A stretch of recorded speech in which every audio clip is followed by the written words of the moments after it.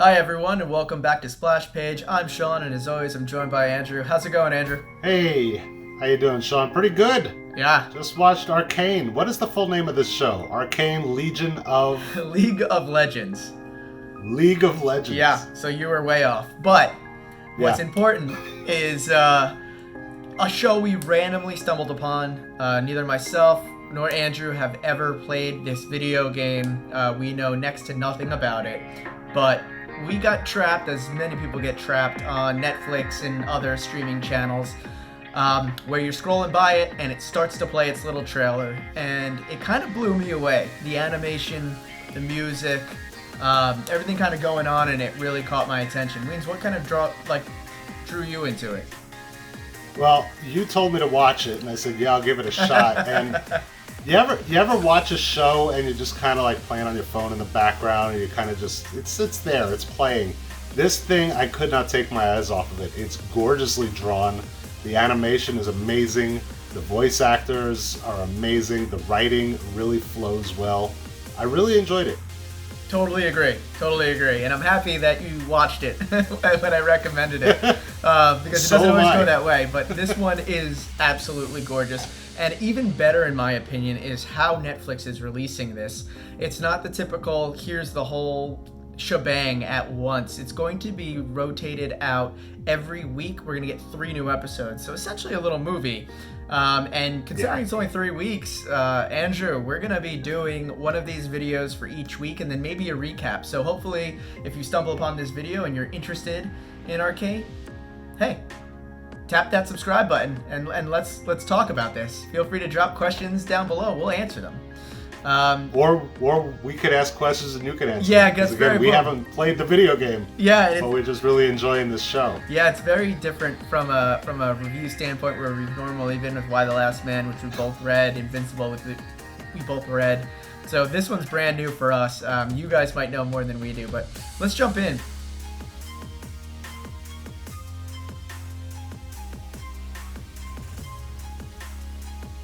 It starts absolutely beautifully with a little girl singing a song and walking in what is pure juxtaposition of disaster across what appears to be a bridge, and we see kind of this nameless, faceless robot type machine guy who we then learn are enforcers killing somebody. That was what I like to call the face-off scene, because I think they did it first, where you have the little kid and the quiet, soft music, while just absolute horrendous blood and gore are happening all around them. Yeah, face-off, good throwback. We're talking about John Travolta and Nick Cage now, right? Yeah. Yes. And the little kid with the Somewhere Over the Rainbow headphones while they're all just killing each other. There you go. But it's an awesome opening, and there we meet Vi and Powder, 2 sisters who we shortly find out later their parents were a part of this battle or war and were killed.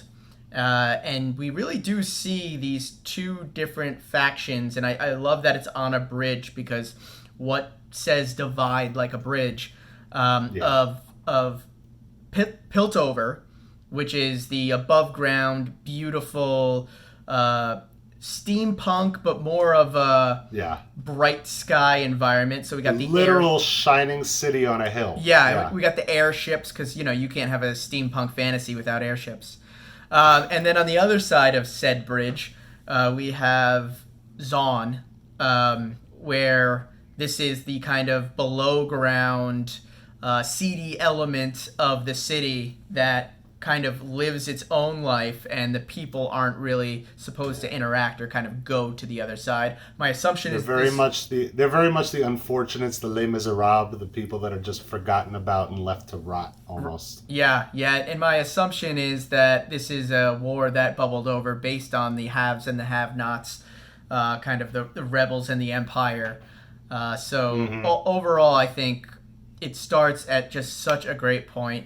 You bring up a good point there too, where this story isn't a brand new story. It's been told 100 times, but it's just done so well, and you really do care about a lot of these characters that we're just meeting for the first time.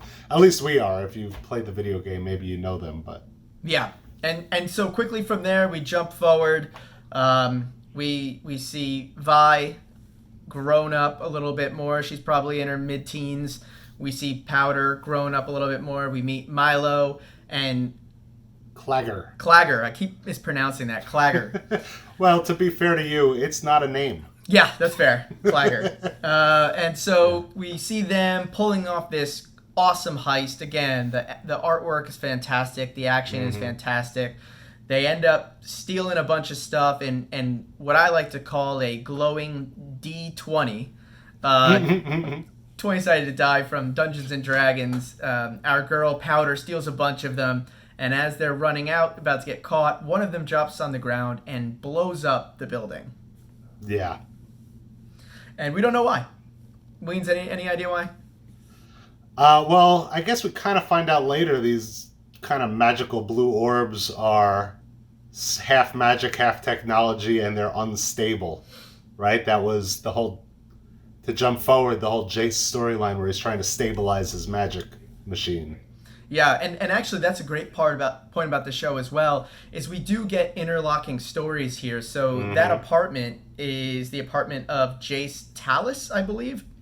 Jace, House of Talus. House of Talus.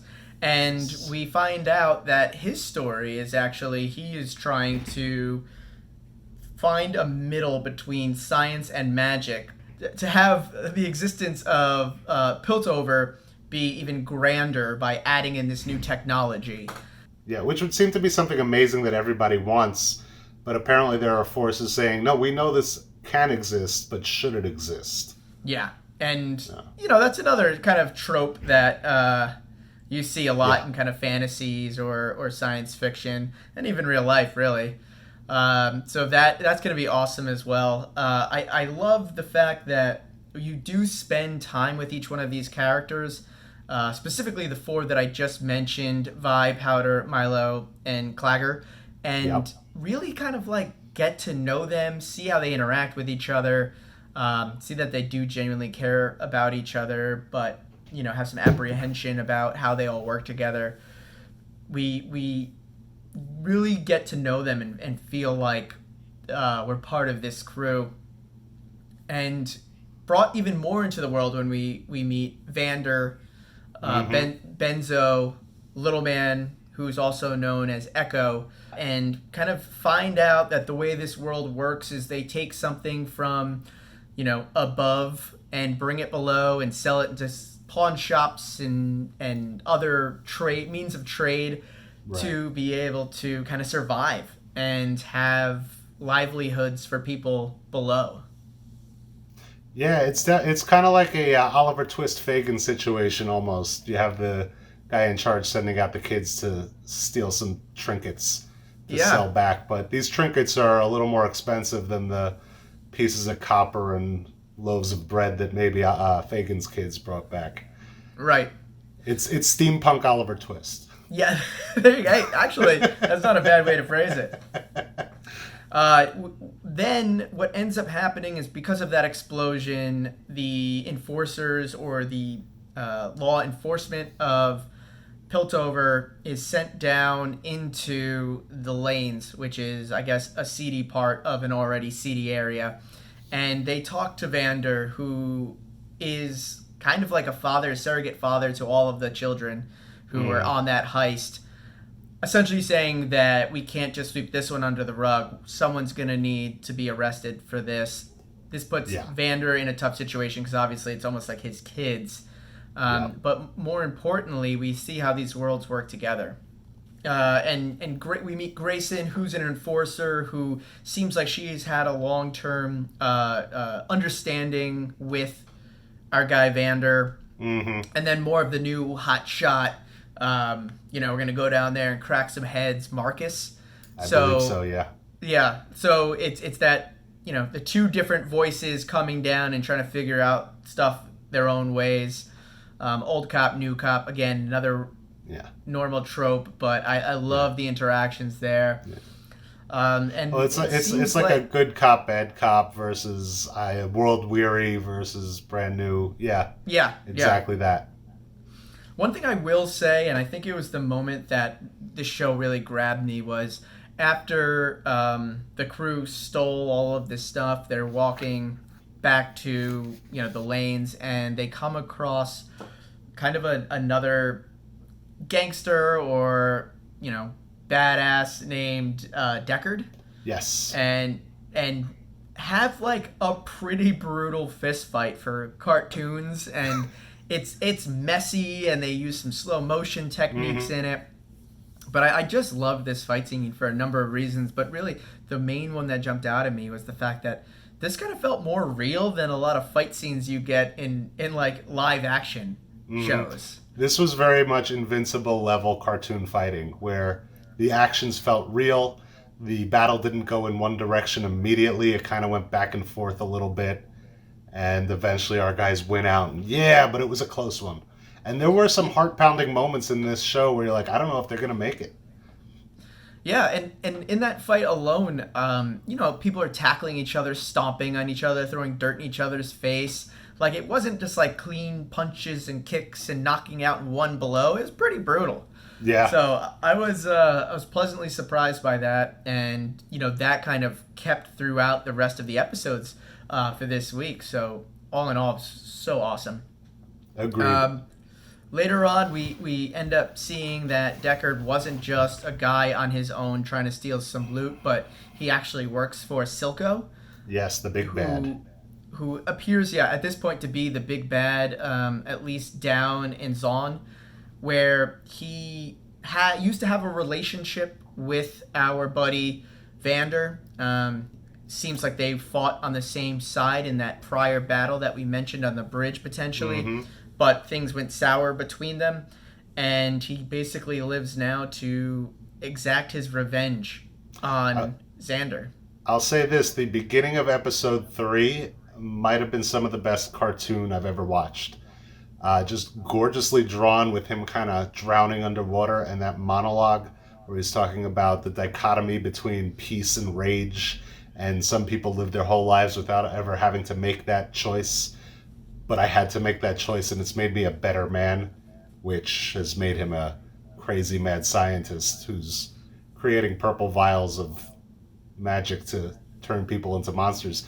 But that whole first scene was just absolutely beautiful and breathtaking. Yeah, I agree. That whole episode, in my opinion, was amazing. Phenomenal. But quickly back to episode 2, we get a lot of Jace, House of Talos' story, and see that when he was younger, he was saved by a magi or some wizard type character, and ever since then has wanted to kind of figure out how to perform magic or do magic or whatever it may be. Right. And that's what really led him to working on his hex tech, I believe it's called. Yes. Which was not sanctioned by the Academy. And so when things blew up because of the 4 kids running in there and stealing stuff, things go really wrong for him. Yes. He had none of the paperwork. Everything there was illegal, and he's going to trial. Yep. And a little mouse of a man named Professor Heimerdinger. Heimerdinger? There it is, Heimerdinger. Yes. Is he a mouse or a cat? I thought it was a cat. He might be a cat. It was an adorable little thing, who's 307 years old, the head of the council, which seems to be kind of the ruling body of Piltover, and the dean of the academy, where Jace is studying. And so finding out that this wasn't something that was sanctioned by the academy, he kind of goes on trial in front of the council. And due to him blurting out that it was an attempt to get magic or create magic, which apparently is a big no-no. Yeah. Science over magic here. So, long story short, he gets expelled, but he was allowed to stay in the city. Right. Well, that's another thing about this show. A courtroom scene could be really interesting or incredibly boring, depending on how you write it and film it. This was an epic courtroom scene. This might have been the most epic courtroom scene I've ever watched, where all of the lighting moved in harmony and choreographed as he's walking down the hall, and it's darkening behind him as the ceiling kind of closes in. Really well done. Really, really impressive. Yeah, the atmosphere of that scene, and actually almost every scene is phenomenal. Yeah. It's so good. It's so crazy that we didn't know about this show. As they vote on whether or not he can stay and just be expelled, and they kind of raise their hand, and the beam of light hits them like they're the judge on a singing show with masked singers. Yeah. Yeah. That's funny. So basically, just wrapping this up, we get to episode 3 where we get a little bit more backstory on Silco. Yes. Kind of find out why he's angry and what happened to him with Vander. And then we get to see pure anarchy happen when the enforcers go to arrest Vander and Benzo. Deckard, who is now injected with purple stuff. I'm sure there's a name, but we don't know it. Purple stuff. Yeah. Instantly kills Grayson and Benzo and knocks out Vander, but doesn't kill him and takes him away. And Marcus, who had a conversation earlier with Silco, is shocked and appalled at what happened, because that is not what he intended. And that whole anarchy fight scene down in the streets is an excellent turn also. It's not a straightforward fight, because the enforcers come down to kind of beat in some heads, and we think it's going to be a fight between the underground and the enforcers, but it quickly turns into a fight between Silco and the rest of the underground, and the enforcers are taken out pretty quick. Yeah. And you do say, okay, this is why he must be the big bad, right? So you have the scene of Vander being held hostage and tortured, and then that Vi and her group are going to come and attempt to free him. They ask Powder to stay back. Well, they do more than ask. Yeah, they force her to stay back. But Powder, she's not going to just stay back. She has her little bomb things that I love, the little tinker, that don't ever work. So this time she fully supercharges it with a couple of those blue orb D20s, hex technology batteries, and goes to witness Vi beat 47 guys up with the big metal gloves or whatever you want to call those things. Those giant fists of steel.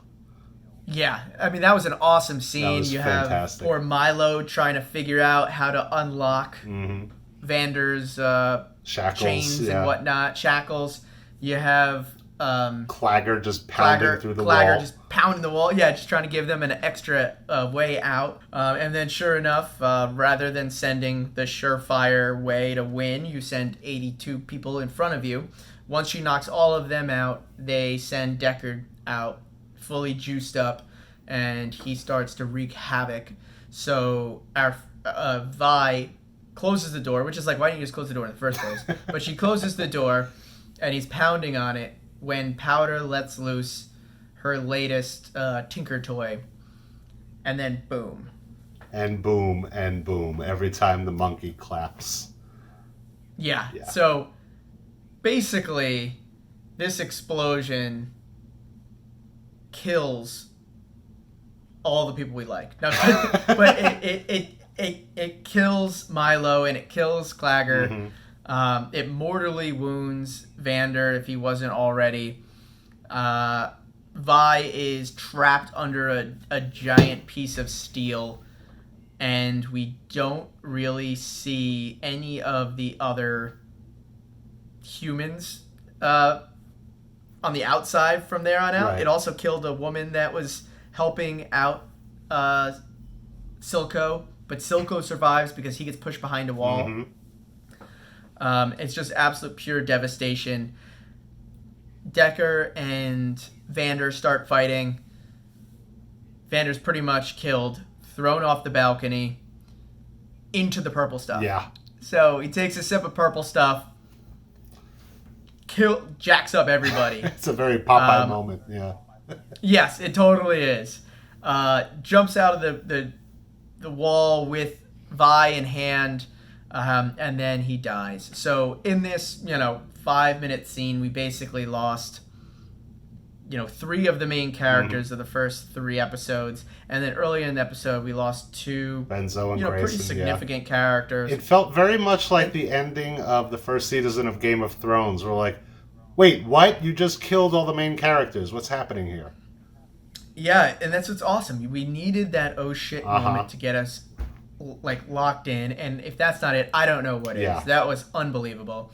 I almost said season, but the 3 episodes come to a close with Vi and Powder having a fight. Powder is just absolutely distraught about what has happened, claiming that she meant to help, which she obviously did. Of course. And Vi, who just witnessed all this mayhem, foolishly runs away from her sister at that moment, leaving her alone, where Silco finds her. And, I think most people probably assumed that something bad would happen to Powder in that moment, but Powder hugs him. And as you could see, it's setting up for our next 3 episodes that now Powder is going to be on Silco's side as opposed to Vi's side. Yes. And if anyone is watching, this is how you set up a backstory for a 3-episode drop. Because I've seen it done before. Why? Where it was just kind of muddled and confusing. This was clear-cut, clean, beautiful story writing. Yeah, could not agree more. I'm so excited for next week. It's another 3 episodes, so we'll probably do another longer video like this, but hopefully at that point we can start kind of breaking down the characters a little bit more. We just watched this one time last night and decided to record a video, so hopefully you guys got something out of this and enjoyed it. And if you haven't watched this show, I highly, highly recommend you do. Yeah, if you haven't watched this show, you shouldn't be at this point in our video. Go watch that. Yeah. Then come back here, though. This will be fun, too. But this is the wrong time to tell you that. You're already at the end of the video. Yeah, absolutely. All right, before we drop, anything else, Weens? I love this show. It's going to be good. Yeah. Yeah. Agreed. All right, well, thanks everyone for watching. Feel free to drop any comments or questions below. We'd love to hear what we got wrong as well. Feel free to we can correct us it for the next episode. Let us know what we said wrong, because I'm sure it's a lot. Absolutely. All right, well, thanks everyone. Take it easy, YouTube. Bye.